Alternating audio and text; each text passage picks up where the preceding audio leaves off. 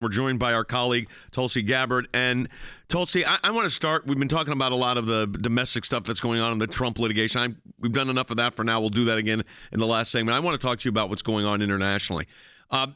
Like you, I'm very concerned about U.S. engagements in any military operation. I mean, sometimes it's inevitable. You serve in the military, and we know that. I mean, sometimes it's inevitable. However, building a bridge, or a floating pier, I guess, is the actual title, in Gaza, which is going to require the Army Corps of Engineers, which is the Army, to have over 1,000 U.S. troops, and they initially said 2,000 U.S. troops, building this pier, this floating pier.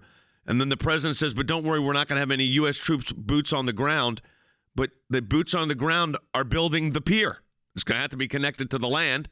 I mean, this is, to me, it's fraught with disaster of getting the U.S. dragged into something. The Israelis are in a very odd situation because the United States has asked Israel to defend the security of the building project. In other words, the Israeli military is going to be protecting the U.S. military from an attack by Hamas, which is an Iran proxy.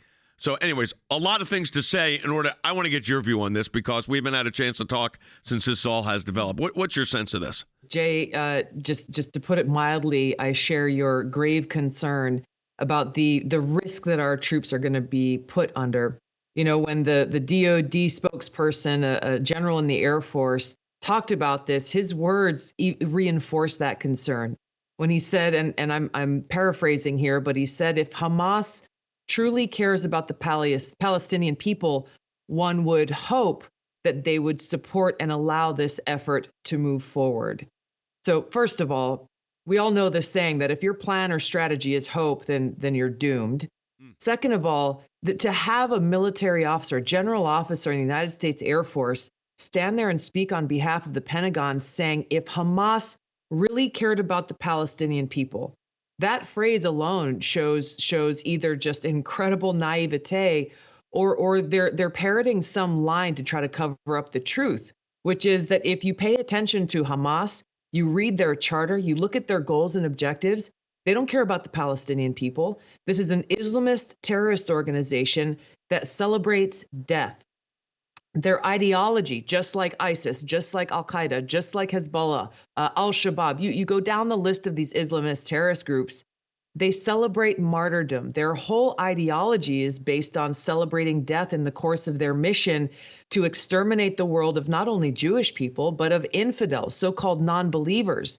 So for, again, a military officer from the United States to say that one would hope that if Hamas cares about the Palestinian people, if they cared about the Palestinian people, they would have actually done their part to come up with some kind of peace deal. They would have turned over the hostages back to Israel, including American citizens, for the well-being of the Palestinian people. Instead, they're using the Palestinian people, their lives, their well-being, their health, in order to advance their insidious, evil objective that I just stated. So I am very concerned that our leadership in the Biden-Harris administration and the Pentagon are needlessly putting our men and women's lives at risk, my brothers and sisters in uniform, without a very well thought out plan, what to speak of the inherent risk of operating there. If they think Hamas can be like, oh, we see you're doing a good thing, we're not going to cause any problems for you, we have very, very, very serious problems. So Tulsi, what happens if this, and this is because it's so, we have an office in Jerusalem. We do a lot of work there. I represented Israel's interests at the International Criminal Court in The Hague. We've been down this before. This is not our first time on this. But what happens? This is a horrible thing to even have to speculate. But let's say, like you said, work is going on this pier, and I get the Army Corps of Engineers are very talented men and women, so they could build a pier, I'm sure. But the Houthis, maybe it's not Hamas, maybe it's the Houthis, because they seem to like the maritime, they like the admiralty, they like the water, they use the sea. Attack the United States troops, and, troops are killed. What do we do as the United States? Say, oh, that's terrible? I can say what I think this administration would do, which is probably not much, if anything. But this is exactly the concern, that the leaders of this country and the Biden-Harris administration are painting themselves and us and our men and women in uniform into a corner, setting us up for failure and potentially death and serious injury. You mentioned it could be Hezbollah. You mentioned it could be the Houthis. but it could be Hezbollah as well. These people all have some kind of air warfare projectiles of different sorts, and they would have no qualms using it to attack an offshore military ship or boat. And when you look at the plan, again, this is one of the things that bothers me so much about this administration across all issues, is how blatantly they lied to the American people. So they're saying, oh, don't worry, we'll have no American boots on the ground. But as you said, we'll have men and women in uniform on a ship. They'll be working to build this floating pier, which they're saying big ships can go to the pier, the floating pier, offload aid, load it up on smaller military boats, ours, I'm assuming, and those military boats will then shuttle the aid to shore. So they might not put their boot in the sand on shore, but they will be on shore there delivering that aid.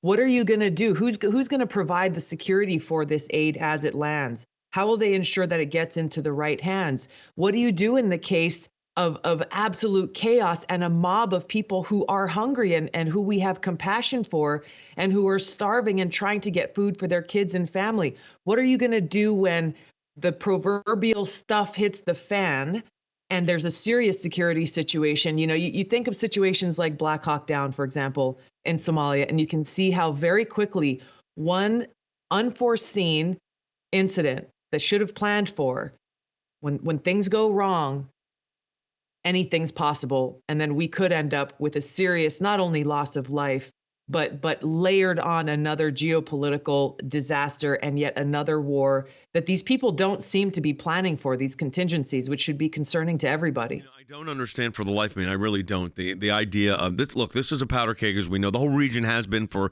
my lifetime. I mean, I remember the 67 war. I remember the Yom Kippur War. I remember, of course, the intifadas. And now, of course, this horrific situation that we've seen. Israel's in a very tough spot. They're doing, I think the military in Israel, which is, as you know, a totally volunteer military and totally based on reserves. I mean, the standing army is not large. I mean, there's about 350,000 activated, which is running havoc to the Israeli economy. I mean, it's people don't understand the nature and scope of a country the size of Rhode Island that's being attacked like this, or was attacked like this. And then you mentioned Hezbollah, who's got a much more sophisticated weaponry, and they've got guided missiles that they could reach Jerusalem and Tel Aviv. I'm just afraid that this can spiral out of control. And then you've got Chuck Schumer calling for the elections at the same time, interfering with domestic policies of an ally. I just think this whole thing is so dangerous. A powder keg. It is, Jay. It is a powder keg for all the reasons that you stated. And they don't appear to have thought this whole thing through. You can look at the potential consequences that we'd face with our troops in Syria, for example, currently in Syria. We should all be asking questions. Why do we have troops in some of these places where they are sitting ducks and vulnerable targets for the Iranian-backed terrorist groups? We've already seen what's happened there. We've seen how the administration has responded to that. Just again, releasing, another $10 billion back into Iran. So how will they react to things going in the worst possible direction in this scenario? Well, we can know that by their actions, first of all. Second of all, when you look at what's actually happening and the reports that are coming from those on the ground, both in Gaza and in Israel, Israel is saying that they are inspecting and allowing more vans and trucks of aid to go through the border than there are that exist. There's not some big backup there. So again, the question remains, is the issue that aid is being blocked from going in, or is there just not enough aid coming through? They've said, well, there's not enough drivers in Gaza to receive the aid and get it to where it needs to go. So again, I mean, there's so many different questions here. I think the world wants to help the Palestinian civilians make sure that they are cared for. Unfortunately, it is Hamas that is oppressing and harming them, and they're caught in the middle of this. We have to be very serious about what our actions are, what the consequences are, both intended and unintended, and ensure that we are serving America's best national security interests. Appreciate it very much. I'm glad you're part of our team, Tulsi. Great insight, great analysis. Thanks for being with us on this very important big day, news day. Thank you so much.